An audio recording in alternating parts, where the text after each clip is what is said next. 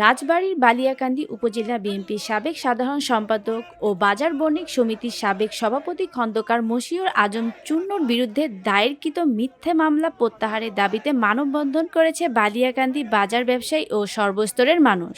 সোমবার সন্ধ্যায় বালিয়াকান্দি পৌর চৌরাস্তায় আয়োজিত মানববন্ধনে বক্তব্য রাখেন উপজেলা বিএনপির সাবেক যুগ্ম সম্পাদক এস.এম. মিজানুর রহমান বিল্লাল, মনিরুজ্জামান বাবু, সাবেক সাংগঠনিক সম্পাদক আব্দুল ওহাব মণ্ডল, প্রচার সম্পাদক মাসুদুর রহমান, উপজেলা যুবদল নেতা মোহাম্মদ শাহজাহান এবং বালিয়াকান্দি বাজার বণিক সমিতির সাধারণ সম্পাদক আব্দুর রাজ্জাক প্রমুখ।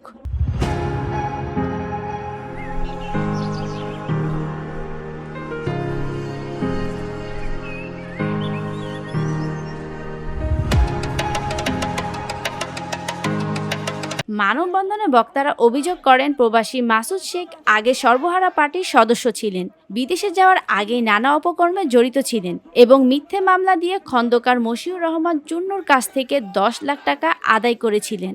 বিদেশ থেকে ফেরার পর চুন্নু সেই টাকা ফেরত চাইলে উল্টো চুন্নু ও তার ছেলেসহ 8 জনের বিরুদ্ধে মিথ্যে চাঁদাবাজির মামলা করেন।